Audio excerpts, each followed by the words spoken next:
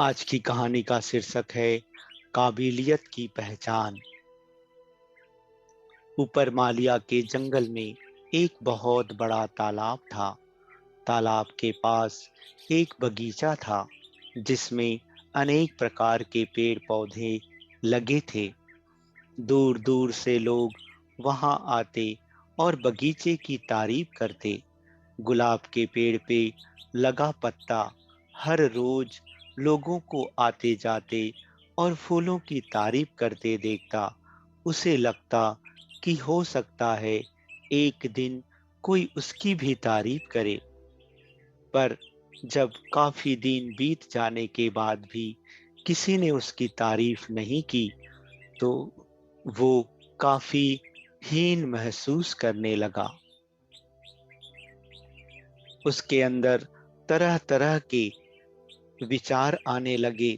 सभी लोग गुलाब और अन्य फूलों की तारीफ करते नहीं थकते, पर मुझे कोई देखता तक नहीं। शायद मेरा जीवन किसी काम का नहीं। कहाँ ये खूबसूरत फूल और कहाँ मैं। और ऐसे विचार सोचकर वो पत्ता वो पत्ता काफी उदास रहने लगा। दिन यूं ही बीत रहे थे कि एक दिन जंगल में बड़ी जोर जोर से हवा चलने लगी और देखते देखते उसने आंधी का रूप ले लिया। बगीचे के पेड़ पौधे तहस नहस होने लगे। देखते देखते सभी फूल जमीन पर गिरकर निढाल हो गए। पत्ता भी अपनी शाखा से अलग हो गया और उड़ते उड़ते तालाब में जा गिरा। पत्ते ने देखा कि उससे कुछ ही दूर पर कहीं से एक चींटी हवा के झोंकों की वजह से तालाब में आ गिरी थी और अपनी जान बचाने के लिए संघर्ष कर रही थी।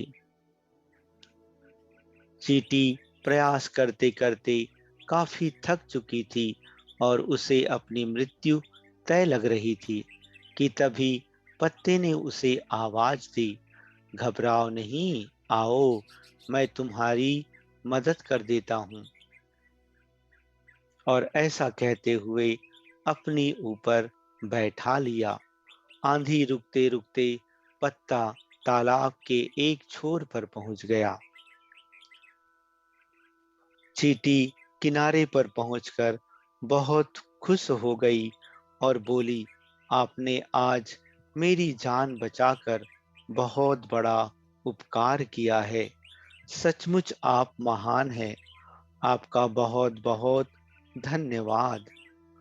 यह सुनकर पत्ता भावुक हो गया और बोला, धन्यवाद तो मुझे मुझे करना चाहिए, क्योंकि तुम्हारी वजह से आज पहली बार मेरा सामना मेरी काबिलियत से हुआ जिससे मैं आज तक अनजान था। आज पहली बार मैंने अपने जीवन के मकसद और अपनी ताकत को पहचान पाया हूँ। इस कहानी से शिक्षा। मित्रों, ईश्वर ने हम सभी को अनोखी शक्तियां दी हैं। कई बार हम खुद अपनी काबिलियत से अनजान होते हैं और समय आने पर हमें इसका पता चलता है। हमें इस बात को समझना चाहिए कि किसी एक काम में असफल होने का मतलब हमेशा के लिए अयोग्य होना नहीं है।